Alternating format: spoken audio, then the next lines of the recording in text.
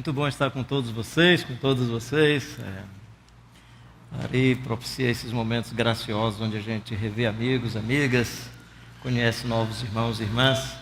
E é um privilégio muito grande, muito, de fato, muito bom. E quando Ari fala essas coisas, às vezes ele fala em tom de brincadeira e eu brinco com ele também. Quando ele fala sério, como ele está falando aqui, aí eu fico só olhando e dizendo: Senhor, a tua graça é maravilhosa, o Senhor é bondoso, o Senhor é misericordioso e ponto final. É a graça e a bondade de Deus.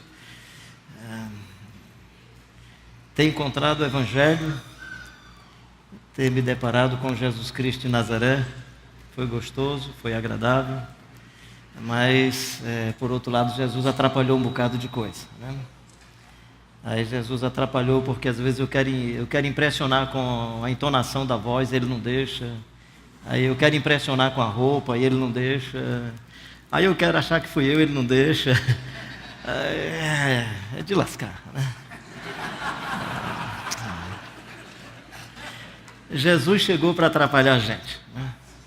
Jesus chegou e a história do Salomão acabou-se. Salomão era o cara. Aí Jesus chegou e disse: olha as aves do céu, olha os lírios do campo, olha para o Salomão. E o cara não acrescentou um palmo à sua existência. Acabou-se. Aí a gente começou a entender o que Salomão disse, que tudo era vaidade mesmo. Jesus, era isso mesmo que ele estava dizendo, era vaidade mesmo. Era correr atrás do vento, né? Então Jesus chegou, né? Jesus veio, né? Nós estamos nesse encontro aqui por causa do Jesus Cristo de Nazaré, o filho de Maria, filho de José, né? Que por graça de Deus e por projeto de Deus nasceu na pequena Belém Efrata, pequena demais para figurar entre as milhares de Israel. Viveu a infância e a adolescência na desprezível Nazaré, e pode de Nazaré sair alguma coisa que preste. E no dia da entrada triunfal, que ia ter aplauso e festa, ele vai de jegue.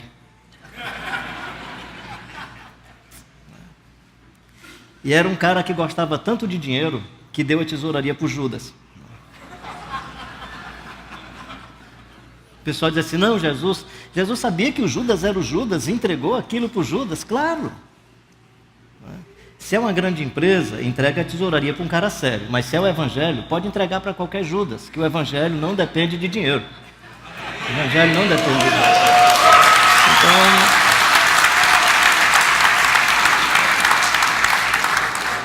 talvez a partir daí a gente possa entender um pouco do que eu vou falar. Esse pessoal é maluco, me deu esse tema. Olha o que é o tema. Não foi eu que, me deram esse tema. Que era: sempre haverá pobres no mundo, mas haverá justos suficiente para que eles não passem fome? Caramba! E fizeram essa pergunta baseada num bloco, numa parte de uma peça literária que está no capítulo 15 de Deuteronômio, que é uma peça bem mais ampla. Eu queria conversar com vocês a respeito da peça, mas eu tenho um amigo, pastor Manfredo Grellert, aprendi isso com ele, que todo ponto de vista é visto a partir de um ponto. E aí o meu ponto de vista sobre o pobre é o meu ponto de vista de quem foi pobre. Hoje não, hoje eu presumo que eu só tenho compromisso com os pobres, porque só pode ter compromisso com o pobre quem não é pobre, porque o pobre já está comprometido com a vida dele toda. Então os caras perguntam: e você é pobre? Não, realmente não sou, né? Mas tive uma história de pobreza, de muita dificuldade, eu venho dessa história, nasci numa casinha de taipa, não estou aqui fazendo nenhum discurso para criança ter trabalho. Eu acho que criança tem que ter escola, lazer, afetividade, tempo para repouso e para descanso, mas eu fui uma criança que muito cedo tive que 5h30 da manhã desleitar no mínimo 20 litros de leite para ficar com 1 litro de leite, e pagando uma bicicleta Caloi que eu comprei na época para ir para minha escola, que não tinha dinheiro para pagar passagem de ônibus. Era uma família, nasci numa casinha chamada de pau a pique, né? Então eu venho dessa história, que não foi fácil pagar o estudo, não foi fácil superar todas as situações de sobrevivência.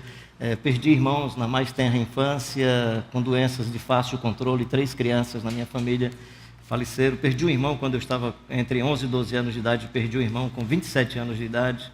A doença se manifestou aqui no Rio, morava aqui no Rio de Janeiro, esse meu irmão.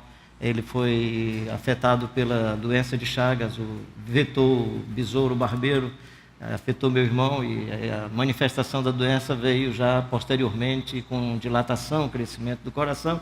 Então, assim, estou falando sobre pobres no mundo, mas eu venho dessa história. Então, de alguma maneira, você tem que entender meus condicionamentos ideológicos, você tem que entender meus condicionamentos pessoais e se, de alguma forma, você perceber alguma tendência, faça a sua avaliação e, por favor, seja suficiente maduro para avaliar e fazer o julgamento. Por isso que é importante eu dizer a partir de que ponto eu estou falando. Por outro lado, vou procurar me deter a alguns textos bíblicos para evitar qualquer outro condicionamento, senão somente essa percepção do próprio texto bíblico que nos foi passado. Vamos ler juntos? Sempre haverá pobres.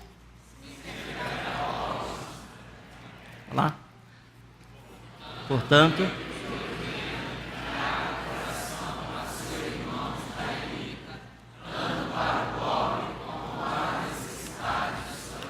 ok? Sempre haverá pobres na terra. Por quê? Se o propósito do texto não era ajude o pobre. Não é esse o propósito do texto. Se você ler a peça literária toda, no capítulo 15, versículo 4, é para que não haja pobres entre vós. A intenção não é sempre haverá pobres e vocês vão ajudar os pobres. A intenção primária é para que não exista pobres entre vocês. Pode ler capítulo 15, versículo 4. Essa é a premissa básica. Agora, por várias circunstâncias e por várias razões, eles vão existir. E em existindo, faça o que está na peça literária em favor do pobre. E se você observar bem, depois você pode ler todo o texto, toda a peça literária do capítulo 15, o dará não é uma ação filantrópica. Ofereça não é uma ação filantrópica. O tema que está em toda a peça literária diz respeito a percepções ecológicas, que a terra descansa. Nós vamos falar um pouco mais sobre isso. O tema tem a ver com direitos de trabalho. No 7º ano, o servo era liberado forro ou totalmente livre, mas levava consigo bens que ele produziu, que tinha a ver com a produção agrária, com a produção pecuária, todo tipo de produção. Ou seja, não era 35 anos de trabalho pagando para um dia ser aposentado. Era 6 anos de trabalho, alguns, dependendo do seu patrão, do seu senhor, era um trabalho pesado e difícil, dependendo do seu senhor, como é o caso do Eleazar, por exemplo, e o Abraão, é um servo que vai decidir sobre o casamento da filha do cidadão.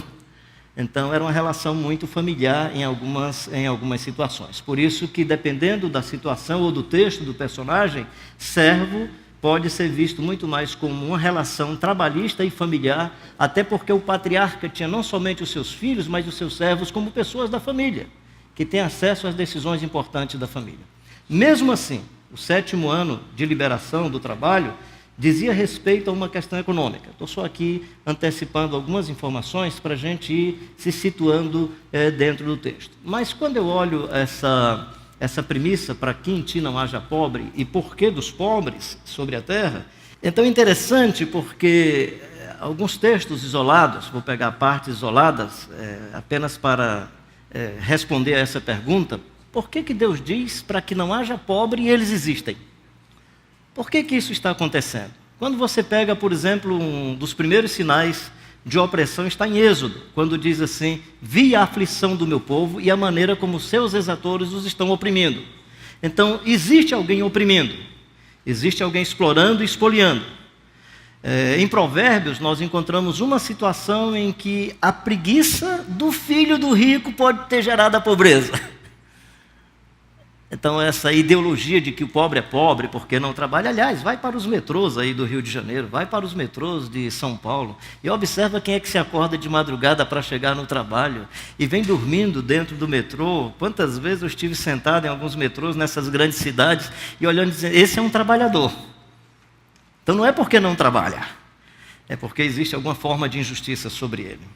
Um outro texto, reconheço que estou indo pincelando flashes, insights isolados, é o texto de Neemias, capítulo 5, quando diz assim, houve um clamor das mulheres, e você percebe que há um grande ajuntamento, e você pode observar no próprio texto que há como que uma classificação, pessoas que estavam num processo de empobrecimento e pessoas que estavam abaixo da linha da pobreza.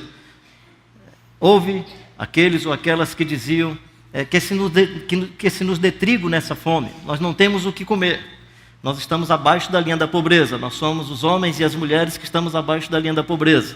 Houve aqueles que estavam dizendo: nossas casas e os nossos bens foram hipotecados. Nós precisamos de alguns recursos, colocamos isso como empréstimo e perdemos os nossos bens. Nós estamos vivendo num processo de empobrecimento. O texto seguinte do capítulo 5, nessa sequência, diz: aqueles e aquelas que reclamaram, nossos filhos e nossas filhas já não nos pertencem mais. São de outros, estão nas mãos de outros poderosos. E o texto diz assim: e Neemias ouviu o clamor. E Neemias, tudo indica, era muito sensível. Quando você pega o primeiro capítulo, Neemias é sensível. Quando você pega esse texto do capítulo 5, você vê a sensibilidade do Neemias. E aí o Neemias diz assim: deixemos, pois, de mão deste ganho e deste lucro, porque nós emprestamos com usura. O Neemias reconhece que o processo de empobrecimento estava nas mãos dos magistrados. É tanto que o texto diz: Neemias convocou os magistrados e disse: deixemos desse lucro. Não é bom fazermos assim com os nossos irmãos. Ou seja, quando nós pegamos esses textos bíblicos, esses textos estão dizendo que o rico não precisa ajudar o pobre. O rico precisa reconhecer que o que ele possui pertencia ao pobre. Ou seja, não há uma chamada, por mais que a gente encontre em vários textos, como é no caso de Deuteronômio capítulo 15, há um gesto de misericórdia, ou aparentemente de misericórdia, há um gesto de filantropia. O que os textos estão dizendo, e Tiago vai ser mais contundente nesse aspecto, é que a pobreza é causada pela exploração, pela expoliação, pela injustiça. Então, essa peça de Deuteronômio capítulo 15, a premissa da peça é: para que em ti não haja pobres. No contexto deles, por que não existiriam os pobres? E aqui eu queria, antes de colocar isso um pouco, para que em ti não haja pobre, eu gostaria de colocar: quando entre ti houver algum pobre de teus irmãos, em algumas das tuas portas, na terra que o Senhor teu Deus te dá, não endurecerás o teu coração. O que é não endurecerás o teu coração? O que era que ele tinha dito antes? Depois de 6 anos, libera-o. O que era então endurecer o coração? Era não liberar o cara depois de 6 anos. E o que era não liberar o irmão de mãos vazias? Era não dar a ele os direitos que ele tinha. Não era filantropia, era um direito. Não é então ajuda, dá um pãozinho para ele, reconheça a produção que ele teve durante o tempo que esteve aqui com vocês.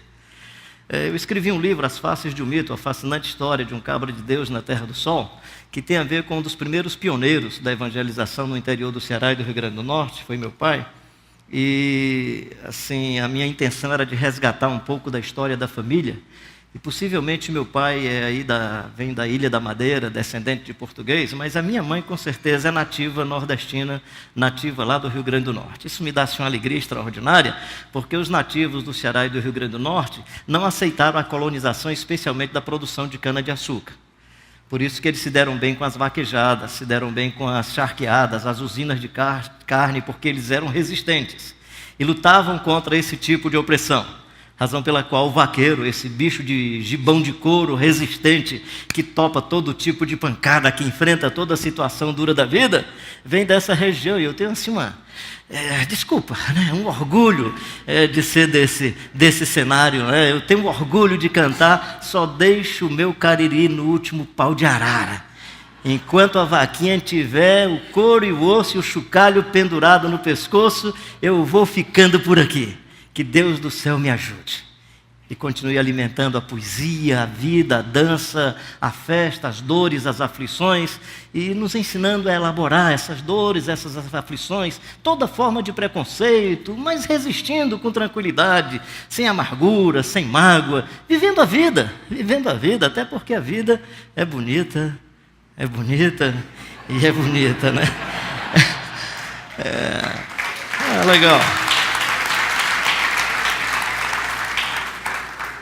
Diante desse processo de empobrecimento, Tiago é muito mais duro, Tiago pega pesado, né? Tiago é esse irmão que escreve para uma igreja que não tinha endereço, uma igreja que não tinha uma estabilidade. Quando eu falo de igreja sem endereço, eu não estou falando de templo, eu estou falando da casa das pessoas.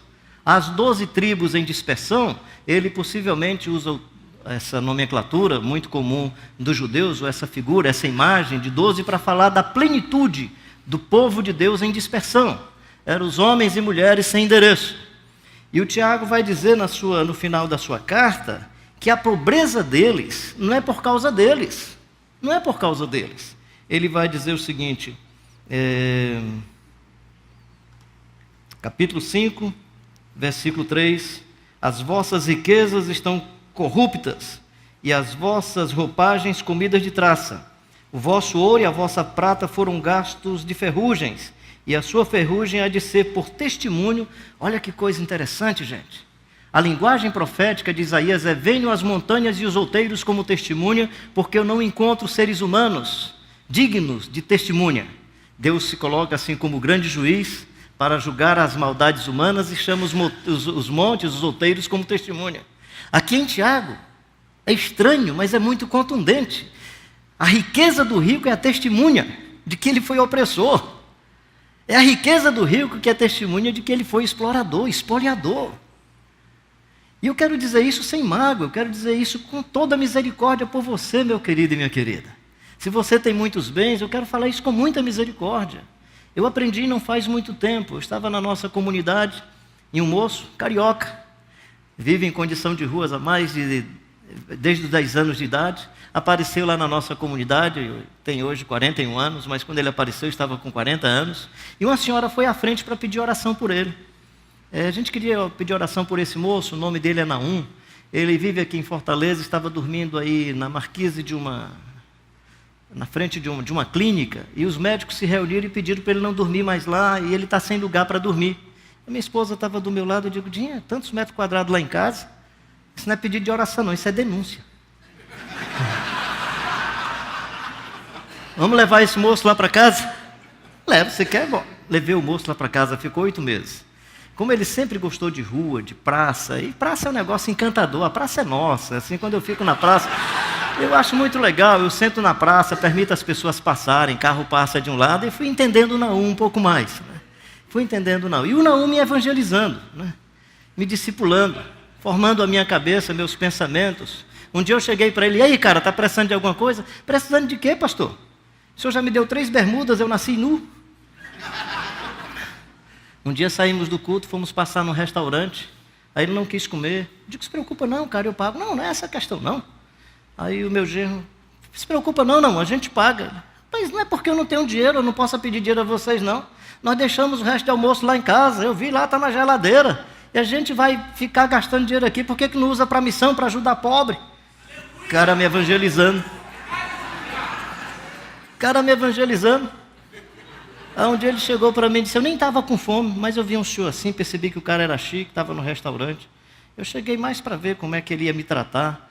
Aí disse: o senhor podia me dar um pouquinho de comida? Eu sentar e disse que o cara foi ignorante com ele.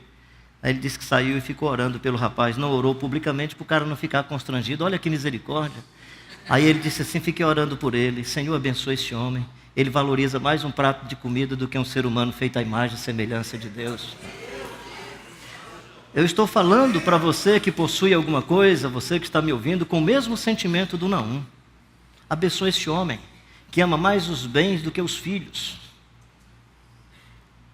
que não pode deixar o filho na escola porque vai gastar mais 2 litros de gasolina, cheio de dinheiro, preocupado se a herança vai ficar com o filho ou se não vai ficar, porque ele quer consumir tudo hoje e quer consumir sozinho.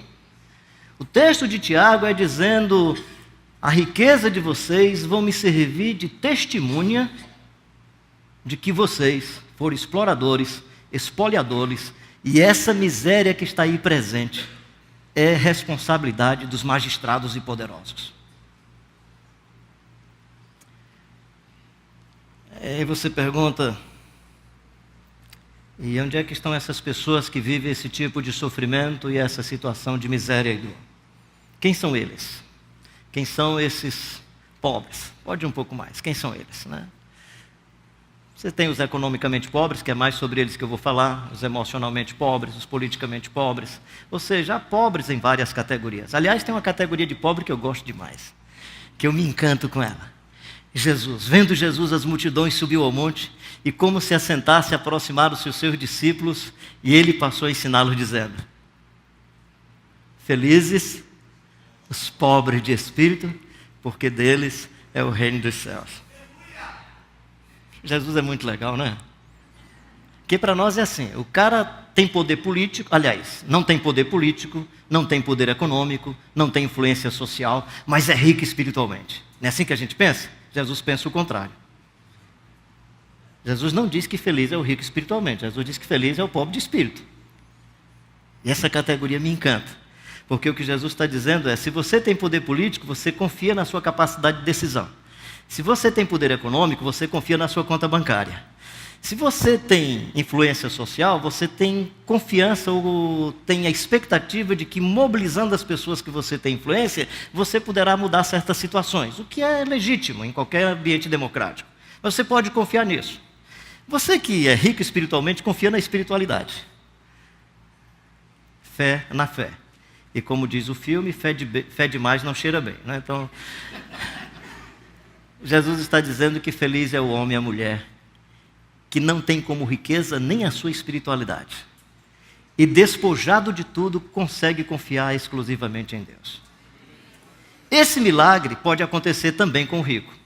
Ou seja, é possível, por causa do poder de Deus, da glória de Deus, é possível o rico também se converter. É porque Deus não gosta de rico? Não, é o rico que não entende do Deus revelado no Jesus Cristo de Nazaré. É o rico que não gostaria de estar em plena Copacabana correndo atrás de um jegue. E aplaudindo ele aqui. É o rico que não gostaria de visitar o Jesus de Nazaré lá na manjedoura. Complicado para ele. A imagem dele não vai ficar bem. Jesus andando com aqueles publicanos, com aquelas pecadoras, com aquelas pessoas. Não dá. E no dia que o rico se aproxima dele, não tem problema, Jesus vai discernir se houve conversão profunda. Zaqueu, possivelmente discriminado pelo centro romano, porque estava a serviço do centro romano, mas ele era da periferia, lá de Jerusalém. E aí em Jerusalém, possivelmente discriminado porque estava a serviço do Império Romano, cobrador de impostos, quer ver Jesus, Jesus aparece, e eu vou para sua casa, Zaqueu. Aí ele olha, poxa, legal, se eu defraudei alguém, eu quero dar 4 vezes mais, senhor. E quero dar metade dos meus bens aos pobres. Jesus olha e disse assim, esse rico mexeu no bolso, hoje entrou salvação nessa casa. Hoje entrou salvação nessa casa, porque pode olhar nas Escrituras. Rico e religioso só fala de vida eterna. Não estou dizendo que vida eterna não seja um tema interessante e teologicamente correto. Mas rico e religioso só pergunta a Jesus sobre vida eterna. Pobre não, eu estou com a filha doente, dá para o senhor curar? O que queres que eu te faça? Quero ver, senhor. Estou com a filha possessa. Só coisa de pobre, né?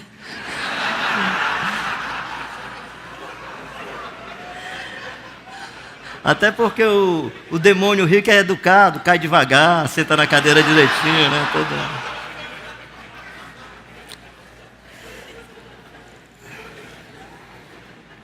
Quem são os pobres? Então, olhando na Bíblia assim de uma maneira muito rápida, no Velho Testamento, você tem Hans, que é uma palavra usada cerca de 11 vezes, significando carente e necessitado. Depois você tem Dal, usada cerca de 22 vezes, depende da tradução, significando fraco, magro ou débil. Amós frequentemente usa essa palavra referindo-se aos pobres explorados pelos ricos, quando ele fala das balanças injustas e etc. Você tem ainda no Antigo Testamento Ebion, usada 11 vezes, com o sentido de mendigo, pedinte, não saciado. Há uma transliteração aí para o grego dessa mesma palavra, onde vai na mesma direção, com a mesma ótica. E Ani, usada mais ou menos 37 vezes, com o sentido de homem abaixado e aflito, possivelmente referindo-se ao pobre politicamente oprimido, a mulher psicologicamente oprimida dentro da sua casa. Pode ser uma senhora economicamente rica, mas oprimida pelo seu marido, que além de poderoso, tem seus casos e mantém a senhora num silêncio absurdo. Às vezes, em igrejas evangélicas, aquelas senhoras que não podem contar das agressões que sofre de homens perversos, que têm uma cara de santo e religioso na comunidade, e com a família, com a esposa e com os filhos são muito perversos. No Novo Testamento, você tem pnes e você tem ptocos, que são duas palavras também para fazer referência ao pobre. O pnes é aquele que a vida é pesada, é difícil, não é? O homem que é o inverso daquele que vive na abundância. O pitokos, não é? É palavra derivada do verbo pitossein, que significa abaixar-se, encolher-se. Ela descreve um indivíduo vivendo em condições miseráveis. Quando faz referência ao pobre na casa do rico, ali à porta, que os cães lhe lambiam as feridas, o termo utilizado é esse para falar desse cidadão que depende de outros para a sobrevivência. Inclusive, parte da nossa palavra hoje é sobre esse cidadão, essa mulher que vive abaixo da linha da pobreza. Não é nem sobre o pobre em si mesmo, se bem que o texto de Deuteronômio refere-se ao pobre, mas eu estou me referindo àqueles homens e mulheres cuja renda per capita mensal é de no máximo R$70. Máximo R$70. Bem, deixa eu dar uma adiantada aqui, porque o tempo pode ir correndo, né? De que pobres nós estamos falando? Além dessa descrição bíblica, de que pobres nós vamos falar aqui um pouco mais, né? São os pobres identificados por qualquer índice socioeconômico, mas aqui o IDH, por exemplo, pessoas com baixa esperança de vida, pessoas com falta de acesso ao conhecimento e à educação, a mais elementar, a gente poderia usar aí o termo aqueles que não foram alfabetizados, falta de acesso aos recursos públicos e privados, são esses os pobres, pessoas com falta de acesso ao serviço de saúde, água potável e nutrição básica. Eu e meus irmãos nos deslocávamos cerca de 400 metros, para buscar água potável diariamente, porque nós não tínhamos água potável. Minha primeira experiência laboratorial foi muito interessante, porque nossa casa não tinha energia elétrica, e aí era tudo na base da lamparina. Se o pobre é aquele que não tem acesso a esse tipo de recurso, então eu sou dessa geração pobre. E nós tínhamos lamparina em casa. Eu ficava assim, desejoso que a lamparina fosse acesa para eu ficar pegando formiga e, né, vendo a bichinha, cordão. E a nossa comunidade, uma igreja na periferia, ia completar seu aniversário, era 5 de junho, o dia do aniversário. Minha mãe era uma das líderes ali entre as senhoras, fizeram uma campanha para comprar uma cortina. Minha mãe foi no mercado de Fortaleza, comprou lá uma cortina muito bonita para colocar no templo. Eu, quando vi aquele papel vermelho chegando em casa, final da tarde, eu pensei, vai dar um fogo legal. Aí, meu pai conversando com o pastor, amigo da família, batendo papo lá na varandinha da casa, e eu fui lá, peguei a lamparina, tentei puxar o papel, não rasgava. Eu digo, não, então vou tocar fogo, depois puxo o papel. E aí você já pode imaginar, né? Queimei a cortina das irmãs, a cama quase toda, só não foi tudo de água abaixo, porque tinha água em casa. Aliás, não é de água abaixo, de fogo abaixo, né? E aí meu pai e o outro pastor pegaram os 2 potes que estavam com água, jogaram e resolveram o problema. Só estou dizendo para você o seguinte, que o pobre é esse, que precisa de buscar água potável, que o saneamento não é suficiente, que as formas de ter luz, acesso aos objetos e aos caminhos da casa, são formas alternativas. E aí você olha, uma família de trabalhadores e trabalhadoras. Minha mãe trabalhava o dia todo numa máquina de costura.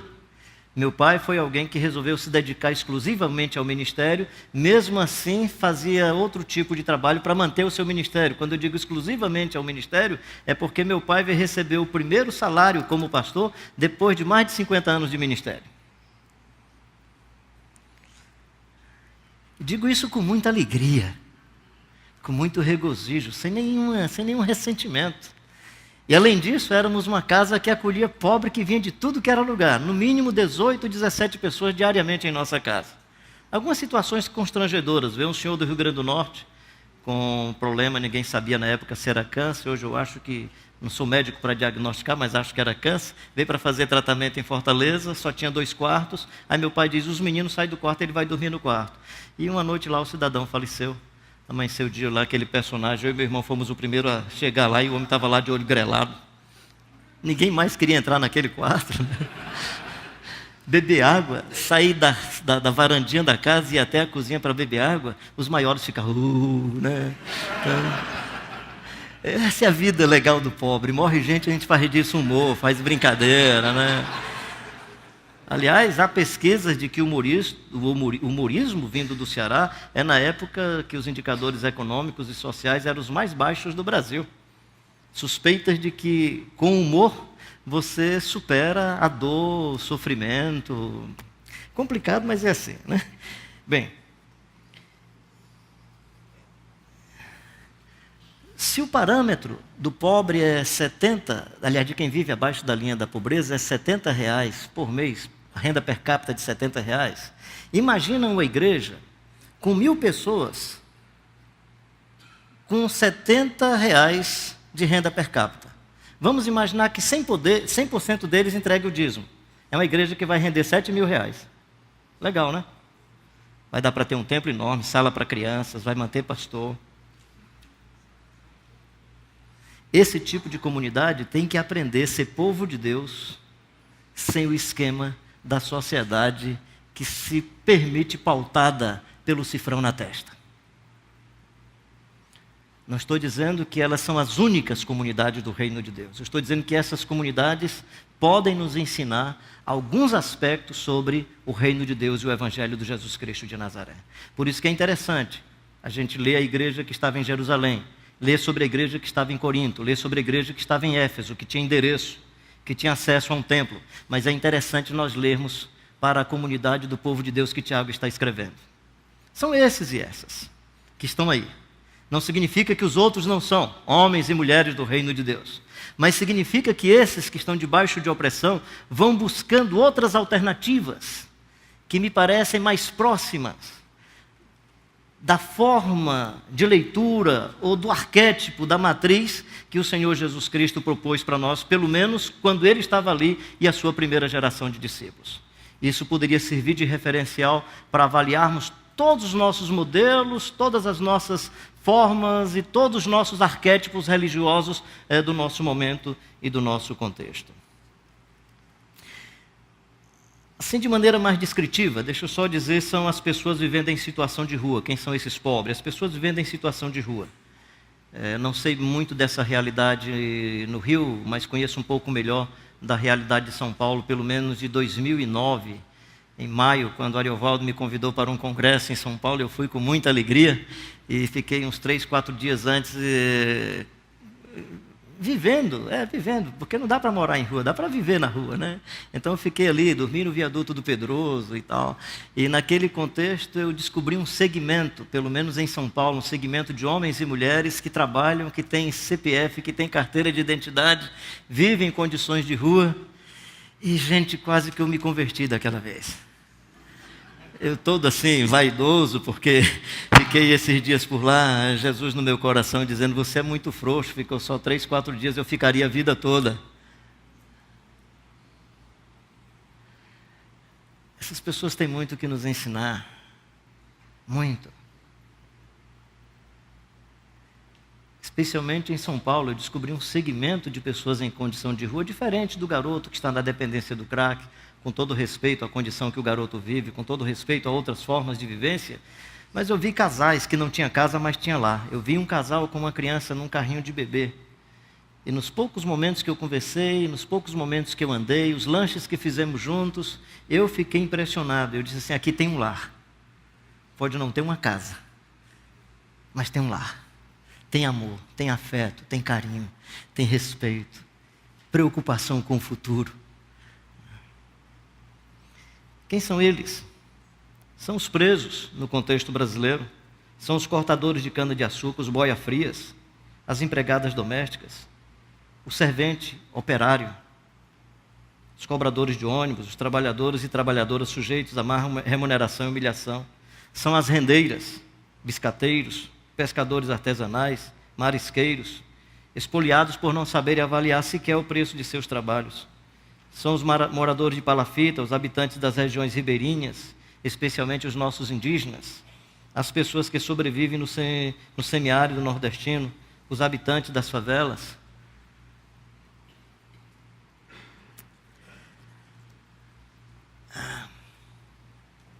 Para que não haja entre ti o pobre. É isso que diz a base da peça literária de Deuteronômio 15. E depois diz, e existindo, que vocês sejam justos com eles. Qual era a justiça que estava aí estabelecida? Se a gente observar o texto, ele é muito interessante. Estou recorrendo, saindo um pouco de Deuteronômio, mas um texto correlato, que é Êxodo 23, de 10 a 11, que fala sobre a responsabilidade de um equilíbrio ecológico. Ou seja, havia um princípio ecológico, que a terra descanse no 7º ano. E quando diz que a terra descanse, logo em seguida diz assim, que os animais venham comer do restante das frutas que vocês não colheram. E quem tem o mínimo de conhecimento agrícola ou de qualquer tecnologia do mundo agrário, sabe que uma das formas de reposição orgânica do solo é com os dejetos dos animais, é com o produto orgânico das frutas que não foram colhidas. Então havia uma preocupação, mesmo se não tivessem todo o conhecimento técnico sobre o ambiente, sobre a ecologia. O que o texto está dizendo para nós é que a pobreza é resultante dessa troca do ser humano com o meio ambiente. No momento que o ser humano destrói o meio ambiente sem controle dessa troca, ele vai potencializar os processos de empobrecimento. Porque é nessa troca que aí você não pode, por exemplo, eu estava no Rio Negro, no Amazonas. Você imagina o que é você estar em cima de um rio e chegar nas proximidades de uma pequena choupana e as pessoas da família não poderem mais beber a água porque a água está poluída. Poluída com o óleo, combustível dos barcos. Poluída com o empodrecimento de madeiras que não faziam parte do ecossistema. Então, quando o texto diz assim, a cada 7 anos, para que a terra possa ser restabelecida, há um princípio ecológico, há um princípio que está relacionado ao meio ambiente, não só por conta da proteção da terra em si, se é uma coisa importante, claro, mas é porque esse equilíbrio que nós precisamos preservar, e sem esse equilíbrio geramos miséria e pobreza. Por que as pessoas vão morar nas encostas? Por que as pessoas vão morar nas regiões onde as águas vão fazer o seu curso, o seu percurso? Por que elas vão morar aí? Por causa da mudança da nossa economia agrária para a economia industrial, que gerou esse processo de urbanização descontrolado, o fascínio e o encanto por uma nova forma de economia que gerou mais problema e mais miséria. Por que esse processo de favelização? Monocultura. A máquina substituindo a mão de obra mais alternativa, que pudesse garantir uma agroecologia adequada para as famílias que estão aí no seu lugar e pudesse manter bem o ambiente para todas as pessoas. E você olha e diz assim, tanta pobreza, tanta miséria, e não percebe que tem por trás de tudo isso causas profundas, que nós encontramos as causas em Neemias, vamos encontrar nos profetas, vamos encontrar na voz do Tiago, e vamos encontrar em várias vozes bíblicas.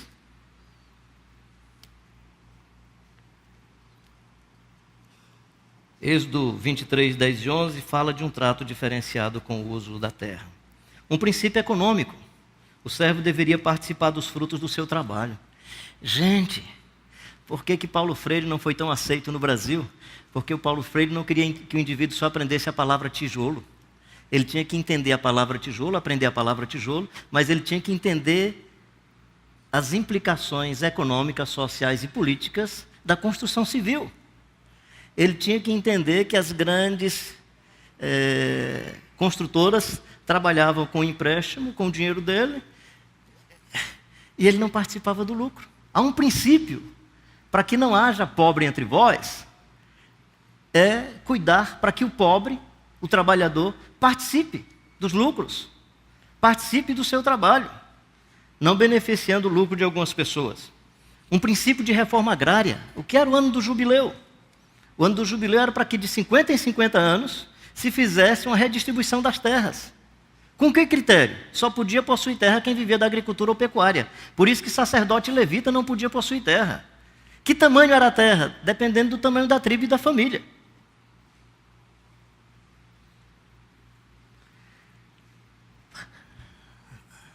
Para que não haja pobre entre vós, tem que ter cuidado ecológico. Tem que ter distribuição de renda. Para que não haja pobre entre vós, tem que ter uma reforma agrária decente. Decente.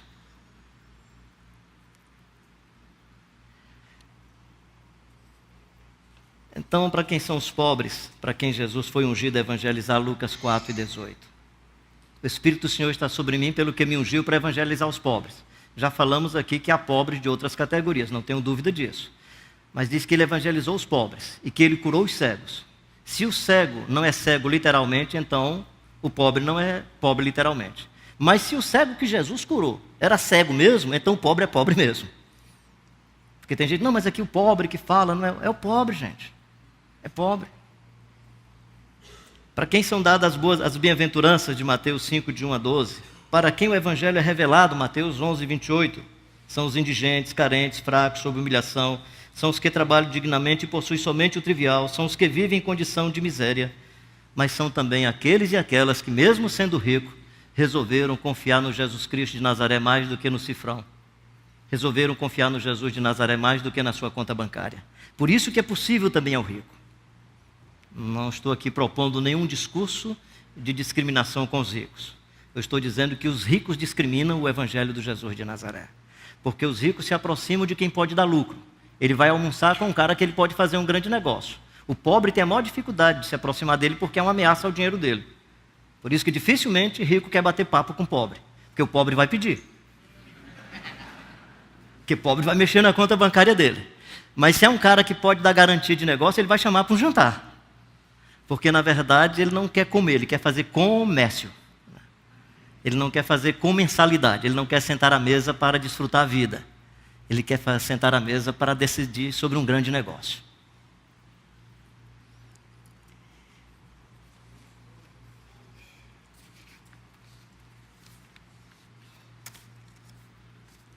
Para que não haja pobre entre vós. Mas existindo, por conta dessas questões, o que é que se faz? Filantropia. Legal. Não estou dizendo que não faça, não. Eu acho que há certas situações que a filantropia é necessária. Catástrofe, situação de miséria, momento em que as pessoas estão no limite da existência, pode-se fazer filantropia. Com um único cuidado. Não permita que a mão esquerda veja o que a direita está fazendo. Com o cuidado de que na filantropia não é o pobre que é promovido, é quem faz. O risco, por exemplo, de qualquer projeto assistencial, de qualquer governo, de qualquer igreja, é o risco de promover a instituição. É de se promover com a miséria do pobre. É o risco de qualquer obra de assistência. O risco de qualquer obra assistencial, mesmo que necessária em qualquer momento da vida, é porque o pobre vai se manter na sua inércia e vai promover quem faz. Por isso que a igreja não deve fazer missão social pensando em evangelizar. Fazer missão social para ser reconhecida como igreja. Ela deve fazer missão social por amor, por misericórdia e porque se o pobre tiver fome, você tem que atendê-lo. Atendê-lo. Por puro amor e pura misericórdia. Mas deve fazer também o quê? Gerar o ensino. Reconhecendo que o ensino não mostra o rio poluído. Reconhecendo que o ensino, ensinar a pescar e não somente dar o peixe, não significa analisar a conjuntura. Significa que o outro aprendeu a pescar e vai pescar para ser explorado. Modelos associativos e participativos já seria um passo seguinte. Mas ele corre o risco do corporativismo. Resolvo o meu problema, do meu grupo de interesse e não vou mais adiante. Por isso que o Evangelho propõe a justiça do reino de Deus.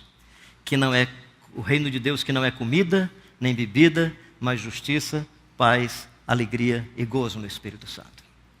Razão pela qual, se a igreja quiser pelo menos sonhar com a frase de Deuteronômio, para que em ti não haja o pobre, nós temos que garantir direitos, lutar por incidências públicas, lutar por interesses coletivos, lutar pelas pessoas que não têm voz, vez, até porque a voz e a vez é dele. Sermos simplesmente parceiros na caminhada. Pensando nessas vulnerabilidades, as meninas abaixo de 15 anos, de cor negra e pobres, são as mais vulneráveis no contexto brasileiro. E a igreja tem que olhar para esse lado do mundo com muita misericórdia e com muita bondade. Para que não haja para essas meninas exploração, para que não haja contra essas meninas nenhum jogo de manipulação, nenhum jogo de opressão, mas que elas sejam libertas pelo Evangelho do Jesus Cristo de Nazaré. Você que é rico, você que tem dinheiro, A questão não é quanto você vai doar. A pergunta é se você quer manter tudo isso para ver se concretizar em você o que o Tiago disse. A sua riqueza e os seus bens vão servir de testemunha contra a opressão e do salário dos seus trabalhadores. A pergunta do Evangelho não é o quanto você vai ser filantrópico, o quanto você vai ser misericordioso. A pergunta do Evangelho é se você vai continuar permitindo que o mundo seja percebido com tanta injustiça e com tanta miséria. Num dos livros que eu escrevi, o Eles Herdarão a Terra, eu digo que, possivelmente, a falta de pão na mesa do pobre é uma denúncia da falta de espiritualidade no altar dos cristãos. E quando você dá o que está sobrando em sua casa, você não está sendo misericordioso, você está denunciando a injustiça. Porque se você acumulou, é porque não aprendeu a viver o que Jesus disse, o pão nosso de cada dia. Não é o pão que me ajuda a acumular, é o de cada dia. Pão nosso de cada dia. Pão nosso de cada dia. Jesus não está nos ensinando a orar pelo pão, até porque disse que a gente nem precisava orar pelo pão.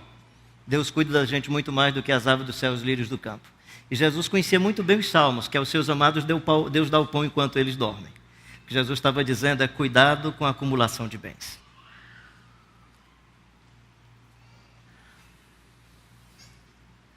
A pergunta do nosso tema é, ok, temos aí os pobres. Se nós tivéssemos pessoas justas, suficientemente justas, nós teríamos ainda os pobres? Eu gostaria que sim. Eu não gostaria que nós tivéssemos as pessoas abaixo da linha da pobreza e da miséria. Porque aí no Novo Testamento você tem o pobre que é aquele que trabalha e vive dignamente. É o Jesus de Nazaré. Sendo rico se fez pobre. Que tipo de pobre ele se fez? O pobre que podia decidir para onde ia. O pobre que podia decidir o que ia comer. O pobre que no dia que precisava pagar imposto, mesmo que não gostasse muito disso, fazia um milagre e pagava. O pobre que conseguia perceber a dor e a aflição das outras pessoas. Claro que até a categoria de pobre de Jesus e categoria de rico, descrita lá por Paulo, sendo rico se fez pobre, nem é o rico do nosso contexto, nem é o pobre do nosso contexto. Mas quando assumiu o seu processo de encarnação, assumiu, como já dissemos logo no início da nossa palavra, assumiu na pequena Belém Efrata, na desprezível Nazaré, filho do José e da Maria, que no dia da apresentação da criança, levaram um casalzinho de pombos e não um cordeiro. E lá em Levítico dizia, se a família for apresentar a criança no dia da consagração, se não tiver um cordeiro, leve um casalzinho de pombos.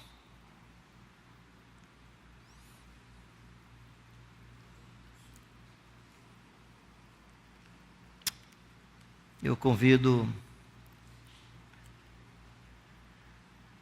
apelando aí à sua sensibilidade, apelando à sua percepção do Evangelho do Jesus Cristo de Nazaré, eu convido a todos e a todas, como brasileiros e brasileiras que somos, a nos arrependermos,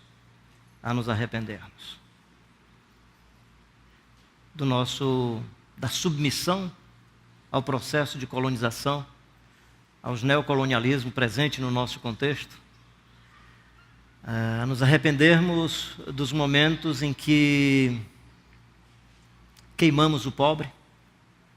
No livro Eles Herdarão a Terra, no prefácio, eu conto sobre o dia que 4 jovens em Brasília assassinaram o índio Galdino, tocaram fogo no índio Galdino.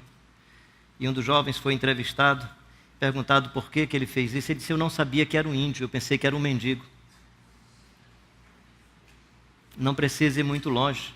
Esse tipo de preconceito e violência estão evidentes nas nossas cidades, estão vindo à tona o tempo todo.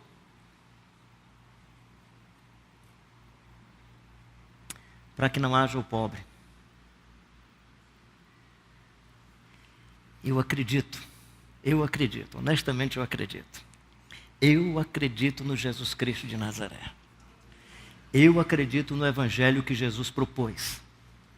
Eu acredito na mensagem dos apóstolos.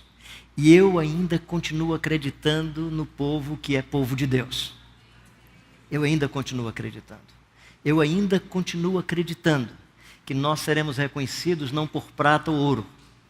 Prata e ouro não nos resgataram. Foi a vida, a dignidade, a humanidade, a deidade do Jesus Cristo de Nazaré. foi a sua graça, a sua misericórdia. Esses referenciais da gratuidade, esses referenciais do acolhimento, esses referenciais da socialização da mesa, esses referenciais de oferecer o melhor que possui, esses referenciais da celebração farta, mesmo que tendo pouca coisa. Nas minhas andanças e nas minhas caminhadas eu tenho encontrado entre os pobres.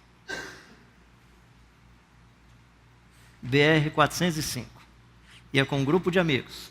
Andamos cerca de 150 quilômetros. Depois de andar 72 quilômetros em 2 dias, claro, muito cansados todos nós, achamos um senhor evangélico, um alpendre enorme, dá para armar 70 redes, por um fato muito simples.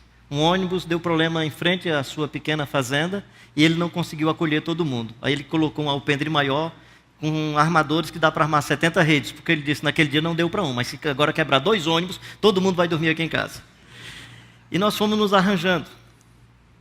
O pastor Manfredo estava nesse dia conosco. Depois é que nós percebemos que o quarto que ele ofereceu para ele era o melhor quarto da casa. E aí, quando menos nos cuidamos, Cláudio está aqui com a gente, conhece muito bem essa casa, quando menos nos cuidamos, o senhor estava com a rede armada debaixo de uma árvore. E todos com lugar para dormir.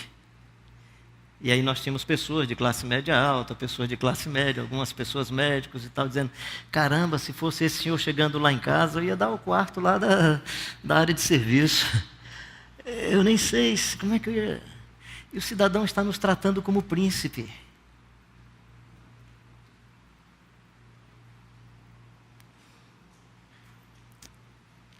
Eu continuo acreditando no Evangelho de Jesus de Nazaré. Deus escolheu as coisas fracas e desprezíveis desse mundo para envergonhar as poderosas e as ricas desse mundo. Está na Bíblia. Aí ele pergunta, Tiago pergunta, e por que vocês dão as primeiras cadeiras e os melhores lugares para os caras que vêm com anel de ouro, que vêm com vestimenta luxuosa e põem o pobre lá na última cadeira? Porque vocês reconhecem as pessoas pela estética, vocês reconhecem os ambientes pelo design, pela arquitetura, vocês reconhecem as coisas pela sua imagem externa, vocês não conseguem fazer uma leitura do mundo do coração, do mundo do espírito, do mundo da interioridade. Eu continuo acreditando. Eu continuo acreditando que o Espírito Santo vem, e vem para visitar o iletrado Pedro. Eu continuo acreditando que o Espírito Santo vem, e vem para visitar o rico Barnabé, e transforma o Barnabé. Homem sábio, cheio do Espírito Santo, cheio de fé, homem com muita sabedoria, mas um homem que, reconhecendo a graça do Jesus Cristo de Nazaré, troca essa grande pérola do Evangelho do Reino de Deus por tudo que ele possuía e faz uma nova opção de vida e uma nova opção de Reino de Deus. Fica com você a decisão. Fica com você a decisão. Não só de imaginar que podemos diminuir a pobreza no mundo, mas fica com você a decisão de se tornar um pobre de espírito que decidiu na vida confiar exclusivamente em Deus. Fica com você a decisão de dizer, sou feliz porque sou pobre de espírito e o reino de Deus será meu. Fica com você a decisão de dizer, sou manso de espírito e herdarei a terra. Honestamente, não penso que terra aí refira-se ao futuro. Penso que terra aí refira-se às nossas ruas. Às vezes, quando eu faço essa opção de ficar aí no meio da rua, o pessoal, você não tem medo? Eu digo, não. Por que você não tem medo? Porque eu não vou levando nada. Quando eu não vou levando nada, eu herdo a praça e a rua sem problema. Quando eu vou levando alguma coisa, aí não, aí eu fico receoso que eu posso ser assaltado. Eles herdarão a terra. Felizes os que têm fome e sede de justiça. Felizes os misericordiosos. Felizes os pacificadores. Felizes, felizes, felizes aqueles que por causa do Jesus de Nazaré, mentindo, disserem todo o mal contra eles. Inclusive perseguindo-os, maltratando-os. Regozijem-se, porque assim também viveram os profetas que viveram antes de vocês. O seu referencial não é um príncipe, o seu referencial não é o sacerdote, o seu referencial à luz do Jesus Cristo de Nazaré é o Amós, o Jeremias, os nossos irmãos históricos são os profetas. Eu não sei se eu sou profeta, Mas às vezes eu estou assim na casa de uma pessoa, a pessoa diz assim, legal a gente hospedar um profeta, eu digo, vou orar por você. Porque se eu sou profeta, a Bíblia diz que quem hospeda um profeta, dá um copo d'água a um profeta, recebe galardão de profeta. E galardão de profeta é chibatada e cadeia. A ideia é mais ou menos assim, pega o profeta e o amigo dele. É isso que você quer? Não sei se é isso que você quer. Pode ser que não seja isso que você queira. Se não é isso que você quer, legal. Vamos continuar aí alimentando as nossas empresas religiosas. Vamos continuar fazendo negócios da fé. Vamos continuar pagando a conta desses caras que estão ficando ricos com os cacuetes da religião. É isso que você quer? Paga essa conta. Paga essa conta, o dinheiro é seu. Vai entregando ao Judas. Vai fazendo negócio. Mercantilismo. Porque o Evangelho do Jesus de Nazaré é graça, é misericórdia, é justiça, é libertação dos oprimidos, é vista, percepção, ampliação do nosso novo mundo e do nosso novo reino que já chegou, que já foi inaugurado pelo Jesus Cristo de Nazaré, e eu tenho o fascínio e a esperança de que um dia ele venha em plenitude, porque nós não vamos resolver esse problema aqui. Quem vai resolver é o Jesus Cristo de Nazaré. É assim que eu acredito, não sei se você acredita assim. Eu não acho que nós vamos fazer o bolo e chamar Jesus para cantar parabéns. Eu acho que Jesus é que vai convidar a gente e fazer a festa com todos os salvos e salvas, com todos os homens e todas as mulheres que resolveram entregar a sua vida nas mãos dele, porque resolveram dizer que Jesus vale mais do que qualquer arquétipo religioso, resolveram dizer para suas vidas que Jesus vale mais do que qualquer conta bancária, resolveram dizer para Jesus e para as pessoas que fama e prestígio pode gerar queda, e dizer para o Jesus Cristo de Nazaré que você não vai prostrado diante das opções diabólicas e satânicas e desumanas, você não vai adorar o diabo porque você decidiu que vai adorar unicamente a Deus. Se essas coisas acontecerem, eu presumo que nós pelo menos minimizaremos a pobreza e a miséria no contexto brasileiro. Que Deus nos dê uma sensibilidade profunda pela justiça e nós saibamos aplicar esses critérios do capítulo 15 para mudar essa realidade e possamos dizer, não haverá mais pobres entre nós. E, em havendo, vamos usar de assistência, ensino, participação e transformação profunda. Que Deus nos abençoe. Amém.